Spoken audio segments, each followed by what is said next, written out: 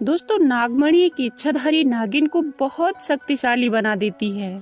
परंतु कहते हैं कार्तिक पूर्णिमा के दिन एक साधारण नागिन भी बगैर मणि के विशेष शक्तियां पाती है। परंतु वो शक्तियां सिर्फ पूर्णिमा की एक रात तक ही उनके पास रहती हैं। इन शक्तियों के सहारे नागिन कोई भी रूप धारण कर सकती है और कोई भी आकार ले सकती है। दोस्तों, नागिन महादेव शिव को ही अपना आराध्य मानते हैं। अगर आप भी महादेव के परम भक्त हैं तो सच्ची श्रद्धा से कमेंट बॉक्स में हर हर महादेव जरूर लिखना। दोस्तों, ये चमत्कारी घटना है उत्तर प्रदेश के एक छोटे से गांव सीतापुर की। दरअसल ये घटना घटित हुई सीतापुर के मुखिया और वहां के सबसे धनी इंसान रतनलाल जी के साथ। परंतु रतनलाल आज से करीब 5 साल पहले एक साधारण एवं गरीबी का जीवन व्यतीत करते आ रहे थे। वो अक्सर जंगल में अपनी बकरियां चराने जाया करते थे। एक दिन बकरी चराते चराते वो जंगल के थोड़ा अंदर निकल गए। उसी जंगल में एक इच्छाधारी नागिन अपने नाग के साथ ही विशाल पेड़ के पास रहा करती थी। वो नागिन गर्भवती थी। शाम का वक्त था और रतनलाल जब उस पेड़ के पास से गुजरा तो उसे वहां पर एक तेज चमकती हुई चीज दिखाई दी। परंतु साथ ही वो दोनों नागिन भी वहीं पर थे।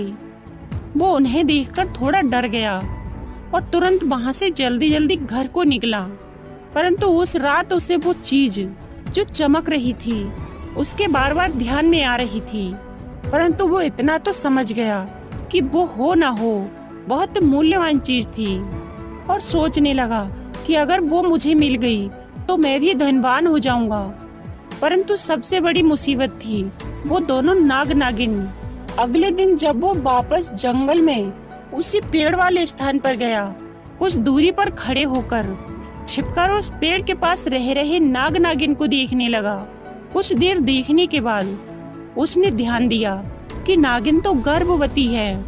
वो उस रात घर आकर सोचने लगा कि अच्छा मौका होगा जब नागिन अपने बच्चे को जन्म देगी तभी वह नागमणि चोरी कर लेगा, क्योंकि उस समय नागिन कमजोर होगी, बस नाग को मारना होगा।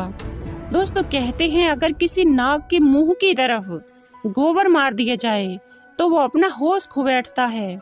अब रतन हर रोज गोबर लेकर उस विशाल पेड़ के पास छुपकर सही मौके का इंतजार करने लगा।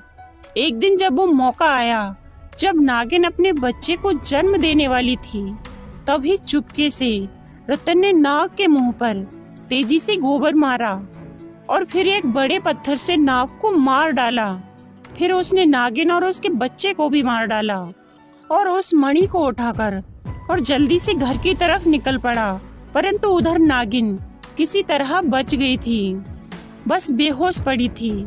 जब नागिन को होश आया और उसने अपने बच्चे और पति को मरा हुआ देखा तो उसके दुख दर्द का ठिकाना नहीं रहा। वो उस समय गुस्से से पागल हुए जा रही थी और उसने रतन से बदला लेने की ठानी। परंतु मणि चले जाने के कारण वो अपनी शक्तियों का प्रयोग नहीं कर सकती थी। परंतु अभी भी वो अपना रूप तो बदल ही सकती थी। इधर रतन को जैसे ही मणि मिली उसका पूरा जीवन ही परिवर्तित हो गया। उसकी फसल इस बार काफी अच्छी हुई और महंगे दामों में बिकी। उसकी तो जैसे मानो लॉटरी ही लग गई हो, क्योंकि जो भी धंधा कर रहा था उसे हर जगह से लाभ मिल रहा था। रतन को पता था कि यह उस चमत्कारी नागमणि का ही कमाल है। गांव में हर जगह उसका नाम था। रतन के इस रुतबे को देख एक अच्छा रिश्ता रतन के लिए उसके पास के ही गांव से आया और सीमा नाम की सुंदर स्त्री से उसका विवाह संपन्न हुआ। सीमा अपने पति को बहुत प्यार करती थी और बहुत इज्जत देती थी। दोनों एक दूसरे का कदम कदम पर साथ निभाते। उनकी जोड़ी गांव में मिसाल बन चुकी थी। उधर नागिन भी एक पुरुष का रूप धारण कर रमेश नाम से रतन के यहाँ उसका मुंशी बन गया और रतन का विश्वास जीतने लगा। रतन भी रमेश का व्यवहार और वफादारी को देखकर उसे अपना भाई समान ही मानने लगा। एक दिन सीमा अपने पति रतन के पास आती है और बताती है कि तुम पिता बनने वाले हो। मैं गर्भवती हूँ। ये सुन रतन की खुशी का ठिकाना नहीं रहा। उस दिन वो खुद अपने मुंशी रमेश के पास गया और बोला कि देखो रमेश, मेरा कोई भाई नहीं है। जब से तुम्हारा साथ मिला है तो मेरे सगे भाई से भी कहीं बढ़कर बन चुके हो। आज मैं बहुत खुश हूँ, इसलिए आज मैं अपनी पत्नी और तुम्हें एक खास जगह ले जाना चाहता हूँ। और वो अपनी पत्नी और रमेश को कार में बैठाकर गांव के एक कोने में ले जाकर कार एक छोटी सी कुटिया के सामने रोकता है और बताता है कि जब वो छोटा था तो इसी कुटिया में उसकी माँ की जान उसे जन्म देते चली गई थी। उसके पिता तो पहले ही गुजर चुके थे। तब उसे एक बुढ़े बाबा ने यहीं पर दफना दिया था और रतन को बूढ़े बाबा ने पाला था। रतन बताता है कि जब भी उसके साथ कोई घटना होती है या फिर दुखी होता है तो उसी कुटिया के पास चला आता है। यहाँ उसे एक अनोखे सुकून का एहसास होता है। रतन आगे बताता है कि आज तुम दोनों को मैं इस जगह लाया हूँ क्योंकि तुम दोनों मेरी जिंदगी का एक अहम हिस्सा बन चुके हो। दोस्तों, ये सुन दोनों की आंखों में पानी भर आता है। कुछ देर रुकने के बाद वापस पहाड़ी से होते हुए घर को जाते हैं तो अचानक पहाड़ी पर कार एक बड़े पत्थर से टकराती है और झटके के साथ रतन तो कार में ही फंसा रहता है, परंतु उसकी पत्नी सीमा पहाड़ से नीचे गिर एक पेड़ पर अटक जाती है और उससे पेड़ के ठीक नीचे एक गहरी खाई थी।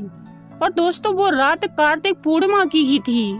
रमेश अपनी शक्तियां पाकर पुनः नागिन रूप धारण कर लेता है। रतन रमेश को देखकर चौंक जाता है। रमेश अब नागिन में पुनः बदल गया था। वो नागिन रतन को बताती है कि किसी दिन वो भी ठीक ऐसी ही परिस्थिति में फंसी थी जब रतन ने उसका पूरा घर संसार लूट लिया था, पति और बच्चे को मारकर, और आज मेरे पास बदला लेने का मौका है। रतन घायल गाड़ी में फंसा हुआ था और रो रो कर नागिन को बोलता है कि भले ही मेरी जान ले लो, लेकिन मेरी पत्नी गर्भवती है, उसे छोड़ दो।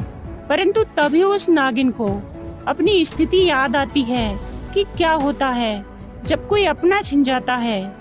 वो जिंदगी का सबसे बड़ा दुख होता है। नागिन ने रतन का उसकी पत्नी के प्रति सच्चा प्यार देखकर उसे माफ कर दिया और सीमा को उस पेड़ से निकालकर बचा लिया तथा दोनों को हॉस्पिटल तक छोड़ वापस जंगल में उसी विशाल पेड़ के पास चली गई। जब रतन हॉस्पिटल से स्वस्थ होकर अपनी पत्नी के साथ घर वापस लौटा तो उसे अपनी गलती का एहसास हुआ और उसने जाना कि उसने कितनी बड़ी गलती करी है। नागमणि को लेकर उसी विशाल पेड़ के पास गया और उस पेड़ के पास उस नागमणि को रखकर फूट फूट कर रोने लगा और शाम को वापस घर आ गया।